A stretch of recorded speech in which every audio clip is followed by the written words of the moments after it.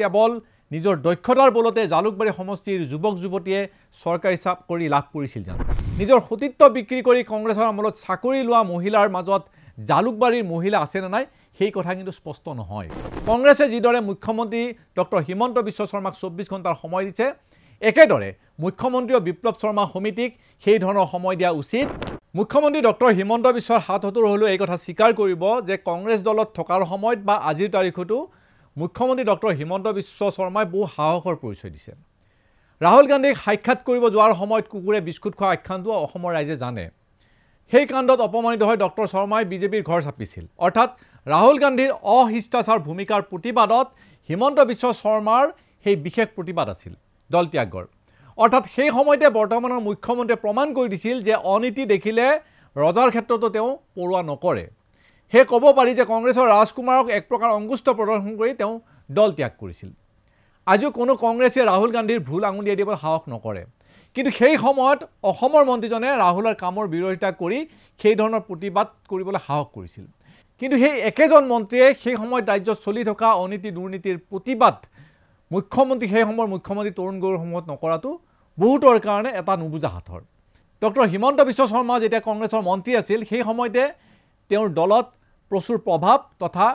কৰ্মপটুতাৰ পৰিচয় দিছিল সমষ্টিবাসীৰ মাজত তেখেতৰ চৰম জনপ্ৰিয়তা আছিল আৰু আজিও সেই জনপ্ৰিয়তা অক্ষুণ্ণ আছে সেই জনপ্ৰিয়তাৰ মূল কাৰণেই হ'ল যে সমষ্টিৰ প্ৰায় প্ৰতিটো পৰিয়ালক কৰ্মসংস্থাপনৰ দিহা কৰি দিছে এই দক্ষ মন্ত্ৰীজনে চৰকাৰী চাকৰিৰ ক্ষেত্ৰতো দেখা যায় যে জালুকবাৰী সমষ্টিৰ লোকসকল সদায় সকলোৰে আগত আছে চাকৰিৰ ক্ষেত্ৰত জালুকবাৰী সমষ্টিৰ লোকসকলে এনে ঈৰ্ষণীয় ফলাফল পোৱাৰ আঁৰত মন্ত্ৰীজনৰ দূৰদৰ্শী চিন্তা থকা বুলি বহুতে ধৰি লৈছিল বা আমিও সেই কথা মানি লওঁ চাকৰি প্ৰত্যাশী প্ৰাৰ্থীসকলক শাৰীৰিক মানসিক তথা বৌদ্ধিকভাৱে বহু আগৰ পৰা তেখেতে প্ৰস্তুত কৰি তুলিছিল যাৰ কাৰণে তেওঁলোকে বিভিন্ন সময়ত ভাল ফলাফল দেখুৱাইছিল বুলি আমাৰ দৃঢ় বিশ্বাস আছিল কিন্তু মুখ্যমন্ত্ৰীৰ শেহতে কিছু মন্তব্যৰ পিছত গোটেই ছবিখনে কিছু ঠুকৰ হৈ পৰিল সন্দেহৰ প্ৰশ্ন উঠিছে যে কংগ্ৰেছৰ আমলত ডক্টৰ হিমন্ত বিশ্ব শৰ্মা মন্ত্ৰী থকাৰ সময়ত সঁচা অৰ্থত কেৱল নিজৰ দক্ষতাৰ বলতে জালুকবাৰী সমষ্টিৰ যুৱক যুৱতীয়ে চৰকাৰী চাকৰি লাভ কৰিছিল জানো কেৱল মেধা আৰু যোগ্যতাৰ বলতে মহিলা প্ৰাৰ্থীসকলে চাকৰি পাইছিল নেকি নে ইয়াৰ মাজত অন্য কিবা কাৰণ লুকাই আছে মুখ্যমন্ত্ৰীয়ে কোৱাৰ দৰে কংগ্ৰেছ দলৰ শাসন কালত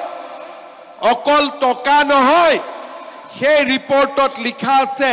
ছোৱালীয়ে আৰু কিবা কিবি কৰিব লাগিছিল বিপ্লৱ শৰ্মা আয়োগৰ প্ৰতিবেদনৰ আধাৰত প্ৰাকে প্ৰকাৰে স্বয়ং মুখ্যমন্ত্ৰী সেই প্ৰশ্ন উত্থাপন কৰিছে অসমৰ জনতাৰ ওচৰত এজন দালালৰ চিকিউৰিটিৰ ভিত্তিত বহু কথা বিপ্লৱ শৰ্মা আয়োগৰ প্ৰতিবেদনত গ্ৰহণ কৰা হৈছে বহু সিদ্ধান্ত লোৱা হৈছে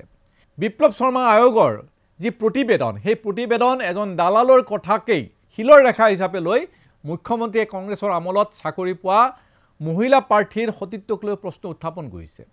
হয়তো মুখ্যমন্ত্ৰী সকলো মহিলা চাকৰিয়ালকে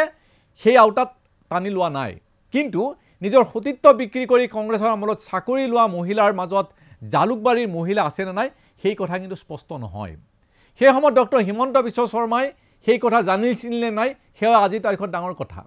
ৰাহুল গান্ধীৰ ওচৰত দেখুওৱা সাহসৰ দৰে সেই সময়ৰ মুখ্যমন্ত্ৰী তৰুণ গগৈৰ ওচৰত ডক্টৰ শৰ্মাই সেই সময়ৰ এই কাণ্ডৰ প্ৰতিবাদ কিয় নকৰিলে সেয়া এক নুবুজা হাতৰ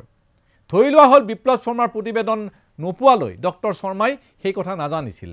সেয়া অপকৰ্মৰ কথা তেওঁ বৰ্তমান জানিব পাৰিলে যি অপকৰ্মৰ চেকা তেওঁ জালুকবাৰী সমষ্টিৰ নাৰী সমাজৰ ওপৰতো নিশ্চয়কৈ পৰিব যেহেতু তেওঁ নিৰ্দিষ্টভাৱে কোন সমষ্টিৰ বা কোনসকল মহিলাই নিজৰ সতীত্ব বিক্ৰী কৰিব লগা হৈছিল সেই কথা স্পষ্টভাৱে কোৱা নাই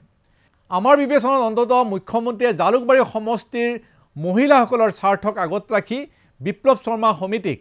সময় দিব লাগে এই কথা স্পষ্ট কৰাৰ বাবে কাৰণ এখন অস্পষ্ট ছবিৰ ধাৰণা দিয়া হৈছে সমগ্ৰ অসমবাসীৰ মাজত আৰু যাৰ কাৰণে প্ৰতিক্ৰিয়া ব্যক্ত হৈছে যে প্ৰকৃতাৰ্থত কংগ্ৰেছৰ আমলত সকলো মহিলাই চাকৰি নিজৰ দেহ বিক্ৰী কৰি লৈছিল নেকি আৰু যদি সকলো মহিলাই সেই বক্ৰপথেৰে চাকৰি লোৱা নাছিলে তেতিয়াহ'লে সেই কথা স্পষ্ট হ'ব লাগে কাৰণ মুখ্যমন্ত্ৰীৰ যি দাবী সেই দাবীত এই কথাৰ স্পষ্টতা নাই আৰু মুখ্যমন্ত্ৰী নিজেই কৈছে যে তেওঁৰ ভাষাত ক'বলৈ গ'লে তেওঁ এজন ফাল্টু ব্যক্তি নহয় আৰু তেওঁ যি কথা কয় তাৰ প্ৰমাণ আছে বা তথ্য আছে আৰু সেয়া নিশ্চয় বিপ্লৱ শৰ্মা সমিতিৰ যি প্ৰতিবেদন সেই প্ৰতিবেদনৰ ওপৰত নিৰ্ভৰ কৰি মুখ্যমন্ত্ৰীয়ে কৈছে মোক কি 24 ঘণ্টা সময় দিব লাগে জাষ্টিস বিপ্লৱ শৰ্মাক মইতো নিজৰ কথা কোৱা নাই বিপ্লৱ শৰ্মা কমিটিৰ ৰিপৰ্টহে পঢ়িছোঁ ৰাকেশ পালৰ মাকৰ ষ্টেটমেণ্টহে মই পঢ়িছোঁ মোক কি সময় দিয়ে মোক ফাল্টু ভাবিছে নেকি? আমি ভাবোঁ মুখ্যমন্ত্ৰী ডক্টৰ শৰ্মাই তেখেতৰ সমষ্টিৰ মহিলাসকলক সন্মান কৰি অন্তত বিপ্লৱ শৰ্মা সমিতিৰ পৰা এই কথাৰ ব্যাখ্যা বিচাৰিব লাগে। কংগ্ৰেছে যিদৰে মুখ্যমন্ত্ৰী ডক্টৰ হিমন্ত বিশ্ব শৰ্মাক 24 ঘণ্টাৰ সময় দিছে, একেদৰে মুখ্যমন্ত্ৰী বিপ্লৱ শৰ্মা সমিতিক সেই ধৰণৰ সময় দিয়া উচিত, যাতে সমগ্ৰ ছবিখন স্পষ্ট হৈ উঠে। অন্যথা মুখ্যমন্ত্ৰীয়ে মহিলাৰ ওপৰত যি ধৰণৰ মন্তব্য কৰিছে, সেই মন্তব্য কিন্তু জালুকবাৰীৰ যিসকল মহিলাই কংগ্ৰেছৰ আমলত চাকৰি পাইছিল তাৰ পৰা তেওঁলোকো কিন্তু আঁতৰি আহিব নোৱাৰিব। আৰু সেই কলংকৰ চেকা মুখ্যমন্ত্ৰীৰ গাতো লাগিব, কাৰণ সেই সময়ত ডক্টৰ হিমন্ত বিশ্ব শৰ্মা কংগ্ৰেছৰ আমলৰ এজন প্ৰভাৱশালী মন্ত্ৰী আছিল, আৰু তেওঁৰ সময়তে তেওঁৰ সমষ্টিৰ বহু মহিলাই চাকৰি লাভ কৰিছিল। গতিকে আমি ভাবোঁ যে এই কথাবোৰ স্পষ্ট হ'ব লাগে। নিজৰ সমষ্টিৰ মহিলাক সন্মান জনাই মুখ্যমন্ত্ৰীয়ে স্পষ্ট কৰিব লাগে যে কোনসকল মহিলাই এই ধৰণে চাকৰি লৈছিল, আৰু তাৰ জৰিয়তে তেওঁৰ সমষ্টিবাসীৰ যিসকল মহিলাই চাকৰি লাভ কৰিছিল কংগ্ৰেছৰ আমলত, তেওঁলোক দোষমুক্ত হ'ব। নহ'লে সন্দেহৰ আঙুলি কিন্তু জালুকবাৰী সমষ্টিৰ সেইসকল মহিলাৰ প্ৰতিও থাকিব। ধন্যবাদ।